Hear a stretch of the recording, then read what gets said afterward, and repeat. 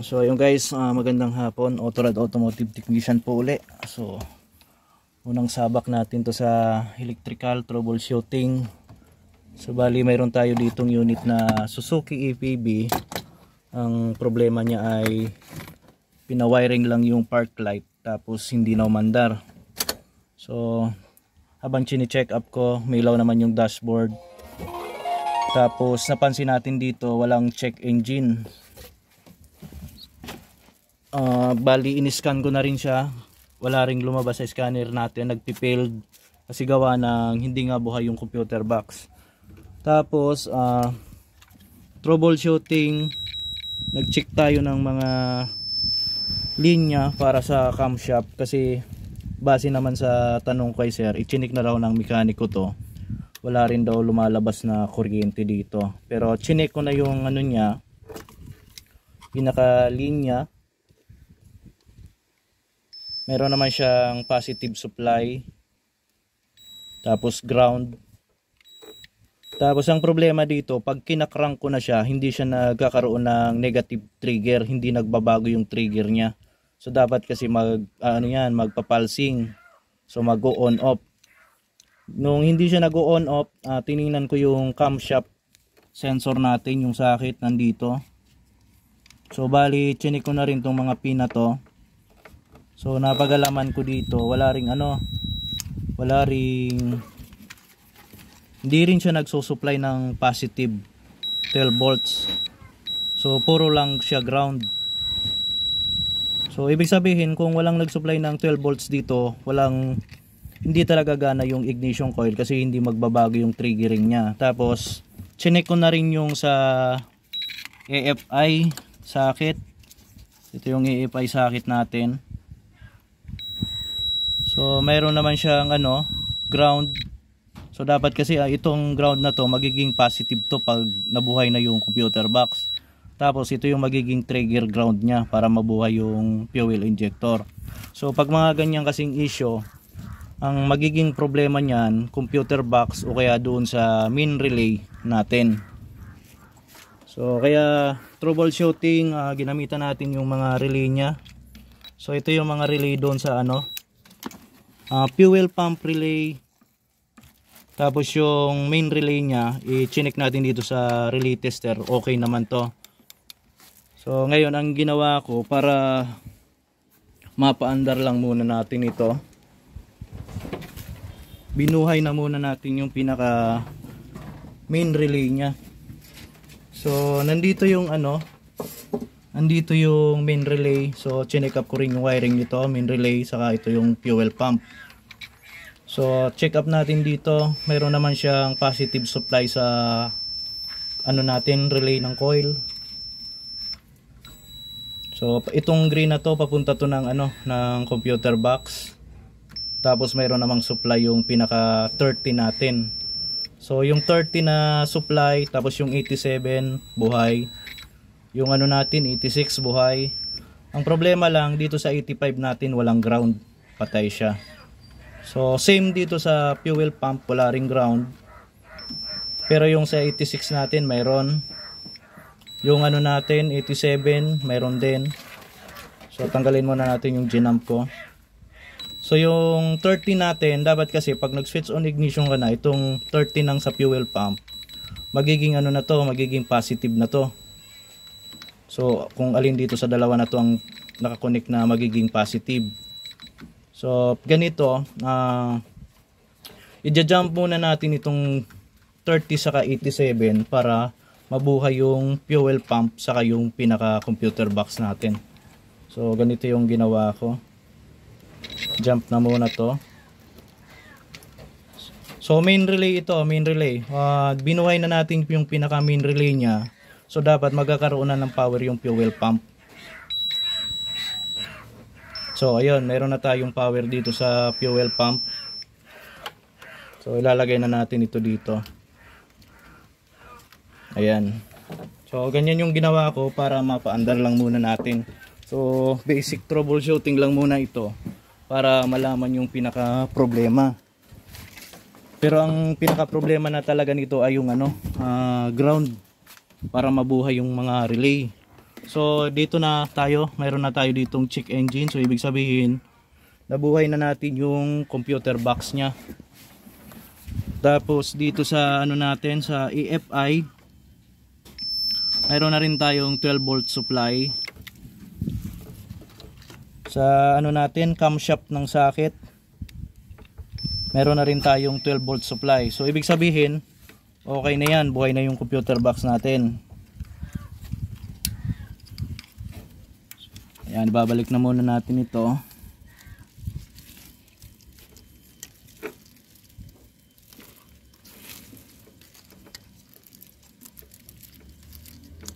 Ayan. Tapos subukan na nating paandarin. So mayroon ng check engine.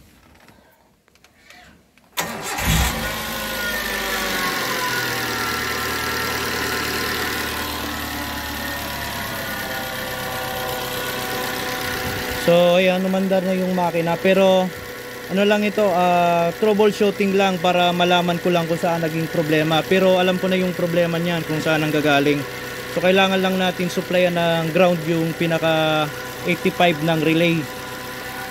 So baka pwedeng mayroon lang naputol dito sa ilalim na nagalaw ng unang gumawa.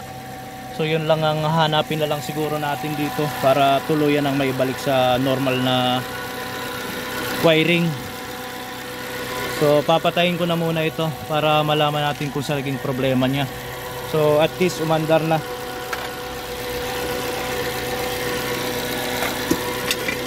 So andito yung ano niya, fuse box.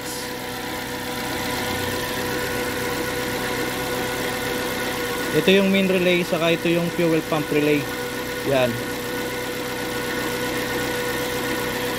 So troubleshooting ko na muna kung anong naputol na wire dyan, kung bakit hindi siya umandar.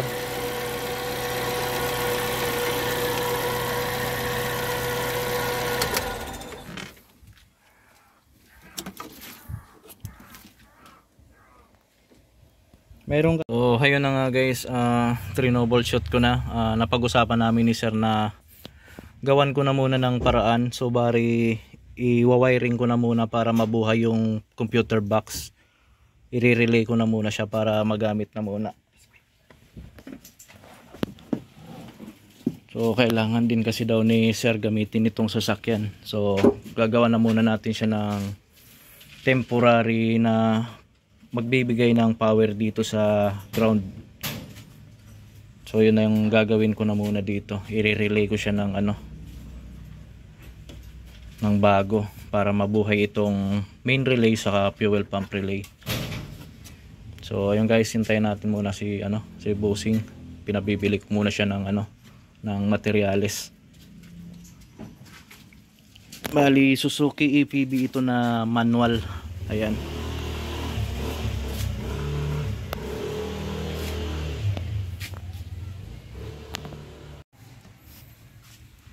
So ayun guys, bali dito ako magtatap ng power ko para sa switch on ignition para mabuhay yung gagawin nating relay doon. So ito yung pinaka switch on ignition nya na galing dito sa ignition switch.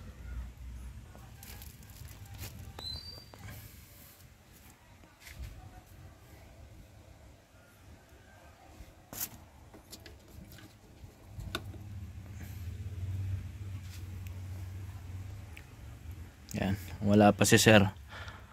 Medyo natatagalan yata sa pagbili ng pyesa, pero okay lang. Ang importante ay magawa natin yung pinapagawa sa atin na troubleshooting na cranking pero hindi nag-i-start. Crank no start issue na Suzuki EPB. So bali ito na yung relay na nilagay ko, ni-wiring ko na siya. So bali yung pinaka power natin pinagapang ko dito sa gilid, tapos papuntang ano to, papuntang ignition switch. So bali dito yan pumasok yung wire.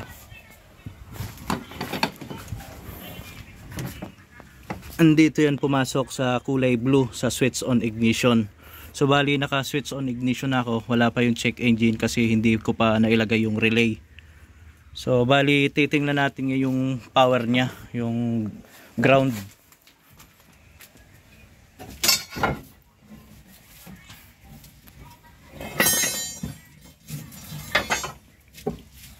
So ayan, dati itong 85 natin walang ground to. Itong dalawang 85 na to, yung sa fuel pump relay saka yung sa main relay natin. So i-check na natin kung meron na siyang 85 supply na ground. So meron na siyang ground, nagkulay green na. So ayan, so parehas na sila mayroon. So ilalagay na lang natin dito yung relay para magkaroon na yung power itong ano natin sa fuel pump. So ito mayroon naman tong power. Ilagay na muna natin to. So dapat magki-click na to pag ano, nilagay na. Narinig nyo yun, nagki-click na siya. So okay na yan. So dapat dito mayroon na tong power. So ayan, may power na rin. Tapos ito pag nilagay natin dapat magki-click na rin to. So okay, nagki-click na rin yan. So ibig sabihin buhay na yung ano natin, main relay saka fuel pump relay. So ito yung nilagay natin dyan, yung trigger nya, ground trigger. So bali dito nakakonect sa ground. So bali yung 87 natin yun ang ginawa nating supply. Tapos yung positive trigger natin papunta ng switch on ignition. So lagay na natin to. Punta na tayo doon sa loob.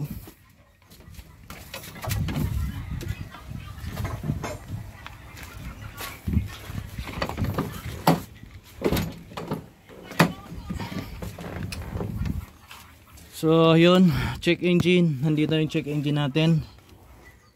Switch off ulit, switch on, check engine. Andyan yung check engine. Tapos start natin. Kung mawala yung check engine, mamatay. So dapat aandar na to.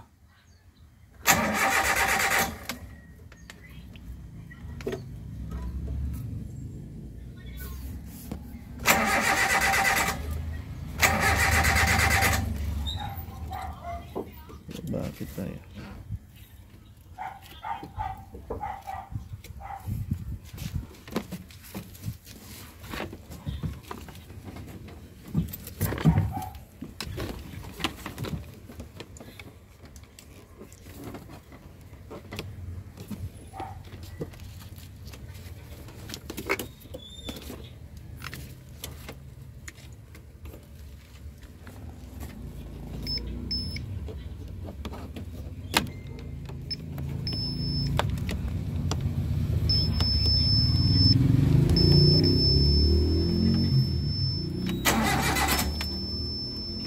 So ayaw umandar. Gagawin natin kasi pag kinakrank ko ito, nawawalan siya ng supply. So ililipat lang natin siya ng ano, supply. Hahanapan lang natin siya ng bagong supply. So ililipat natin dito sa ano, sa kulay green. Kasi ayaw niya sa kulay blue na supply. Pag kinakrank, namamatay siya. So babaguhin ko muna yung supply dito. So ayun, tanggalin ko muna, ayusin ko muna yung supply natin. So ayun, kanina ayaw umandar kasi pag kinakrank, nawawala ng power ito. So kaya ang ginawa ko, nilipat ko na dito sa kulay green para pag crank hindi mawawala ng power. Nagka-cut off kasi, kaya ayaw umandar kanina. So ibabalik ko na muna uli. So ititape ko na muna ito. So ayun, binalik ko na. Subok ulit natin kasi kanina ayaw umandar. So bali ito, lalagay ko na muna ito, susi. Tapos yung battery, babalik ko yung battery. Yan. Switch on. Check engine. So try uli, start. So okay na. Mandar na yung ano natin, EPB. So job done uli from Motorrad Automotive Technician. So bali road test na lang kami nito.